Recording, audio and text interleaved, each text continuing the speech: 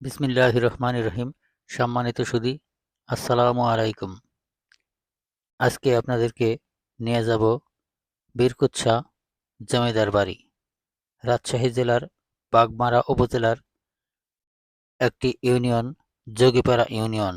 আর সেই যোগীপাড়া ইউনিয়নের বীরকুচ্ছা গ্রামে অবস্থিত একমাত্র বাংলাদেশের হাজারদুয়ারি জমিদার বাড়ি, বীরকুচ্ছা জমিদার বাড়ি।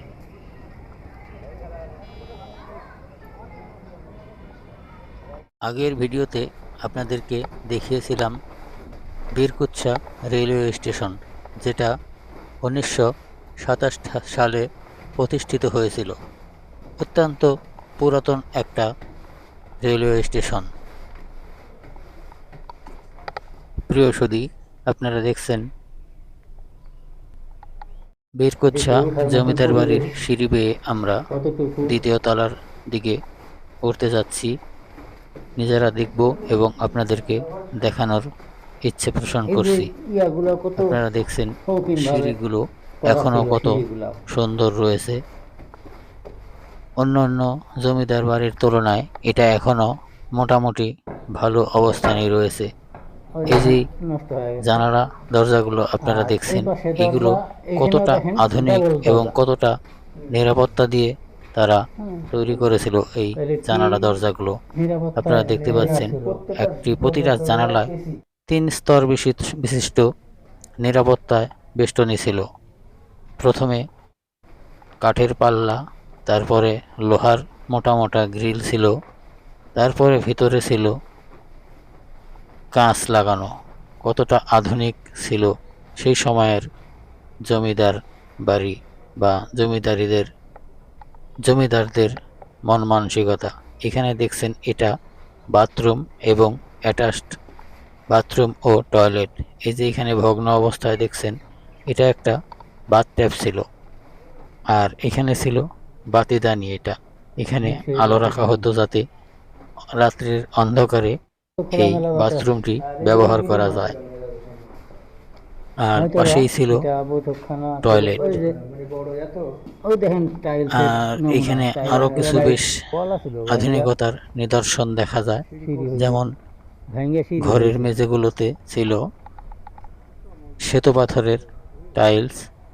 সেগুলো যদিও এখন অনেকগুলোই চুরি হয়ে গেছে, যার নিদর্শন এখনো বোঝা যায় যে এই টাইলস গুলো চুরি হয়ে গেছে। আপনারা দেখছেন কত মোটা মোটা রড দিয়ে জানালার গ্রিলগুলো আটকানো ছিল, তৈরি করা ছিল। অত্যন্ত নিরাপদ এবং নিরাপত্তা দিয়ে তৈরি করা ছিল। আপনারা দেখছেন ছাদ কত মোটা মোটা লোহা দিয়ে তৈরি করা, যেটা এত সহজে ভাঙা বা প্রবেশ করার মতন কোনো পরিবেশ ছিল না। এখন আমরা আছি রাজবাড়ির দ্বিতীয় তলার ছাদে। আপনারা দেখছেন আশেপাশের কত সুন্দর পরিবেশ, আর এই স্থাপনার নকশাগুলো কত সুন্দর।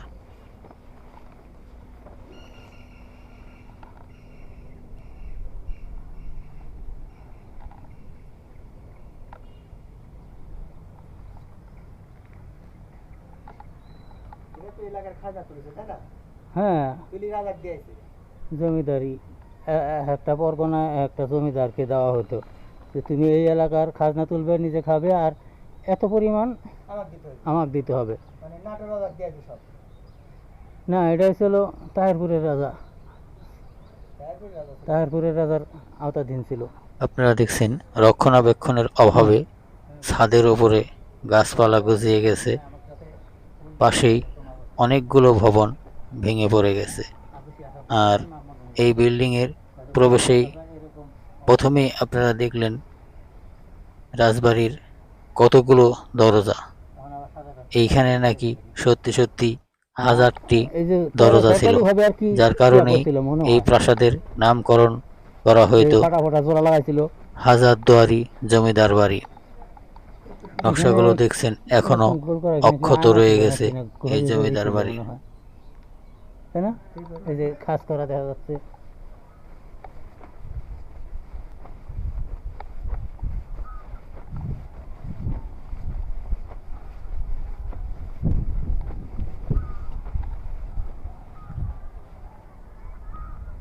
ইতিহাস থেকে জানা যায় হাজারদুয়ারি জমিদার বাড়িটি রাজশাহী জেলার বাগমারা উপজেলার যোগীপাড়া ইউনিয়নের অবস্থিত স্বর্গরাজ্য পরিণত হাজারদুয়ারি জমিদার বাড়ি একটি বিশাল ও ঐতিহাসিক জমিদার আবাসন, যা বাংলার জমিদারি ঐতিহ্যের এক গুরুত্বপূর্ণ নিদর্শন হিসেবে বিবেচিত।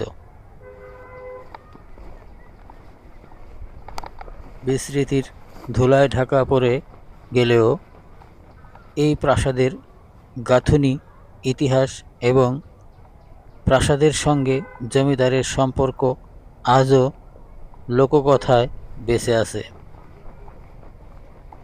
এই জমিদার বাড়ির সূচনা ঘটে এপারে এক কাঁচ, এখানে ছিল উল্লেখযোগ্য লোহার গ্রিল। পারিবারিক ওই যে ঘটনাকে টেরাকোটা, ওই যে সামনে কেন্দ্র থেকে। করে। তারপরে নওগাঁ জেলার আমরুলডিহি রাজা হ্যাঁ, গোপাল এসি ধাম সিস্টেম। তার দেখেন কন্যা না, এটা বাতাস আসার জন্য। প্রভাতীবালাকে এই ভারতের দেখেন, কাশী থেকে আগত শিক্ষিত ও প্রভাবশালী ব্যক্তি বীরেশ্বর বন্দ্যোপাধ্যায়ের সঙ্গে বিবাহ দেন। টাইলস বলতে এগুলো আছে কন্যা শ্বেত ও পাথর, জামাতার ভবিষ্যতের মানে কথা ঘর বিবেচনা ঠান্ডা করে রাখার জন্য রাজা ব্যবহার গোপাল করা ধাম এই তার পাথর। অধীনস্থ বীরকুচ্ছা আর এগুলো পরগনাটি মনে করেন যে তাদের ওই নামে সময় 100 বছর লিখে দেন। আগে তো আর এইরকম যেখানে সেখানে পাওয়া যায় নাই। এগুলো বহু দূর এখান দেশ থেকেই বিদেশ থেকে শুরু হয় আসতে হচ্ছে, দেশের বাইরের থেকে। হাজারদুয়ারি জমিদার বাড়ির ইতিহাস, যা শুধু একটি প্রাসাদ নয়, বরং একটি রাজনৈতিক ও সামাজিক কেন্দ্র হয়ে ওঠে।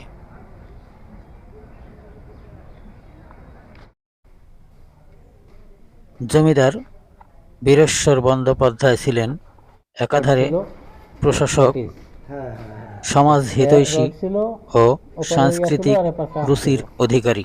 হুম, তার তত্ত্বাবধানে এই জমিদার বাড়ি রিপিট মারা ছিল। এই জমিদার বাড়ি ক্রমে সমৃদ্ধ ও তাহলে প্রভাবশালী হয়ে ওঠে। তিনি শৌখিন অবস্থায় হাতিতে চড়ে নিজ জমিদারির বিভিন্ন অংশ পরিদর্শন করতেন এটা সম্ভবত এবং প্রজাদের সঙ্গে সরাসরি যোগাযোগ রাখতেন। মানে চারদিকে জানালা, তার ছিল একটি এপারে বিশাল কাঁচ, এখানে সাদা ছিল হাতি লোহার গ্রিল। এবং ওই যে টেরা চারটি টেরা, ওই যে সামনে লাল বর্ণের ঘোড়া, তারপরে কাঠের পাল্লা।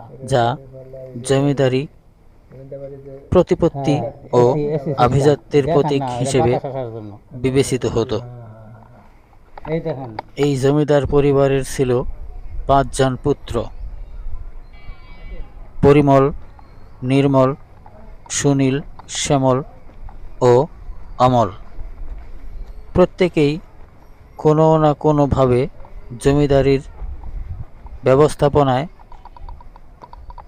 জড়িত ছিলেন।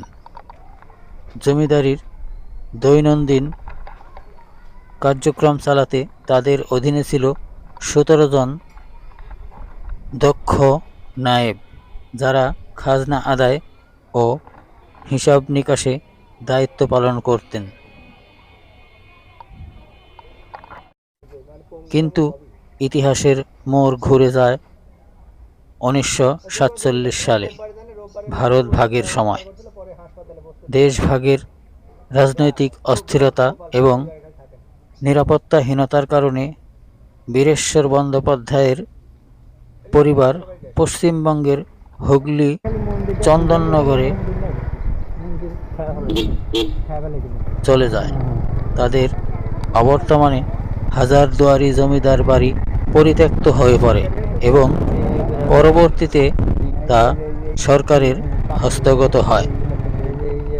আজ এই জমিদার বাড়ি একটি নিঃসঙ্গ নিদর্শন হিসেবে দাঁড়িয়ে আছে, যেখানে থেকে একসময় প্রজাদের ভাগ্য নিয়ন্ত্রিত হতো।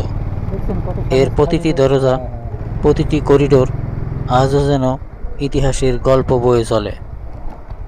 একটি পরিবার, একটি শাসন ব্যবস্থা এবং একরকম গ্রামীণ জীবনের সাক্ষ্য হয়ে।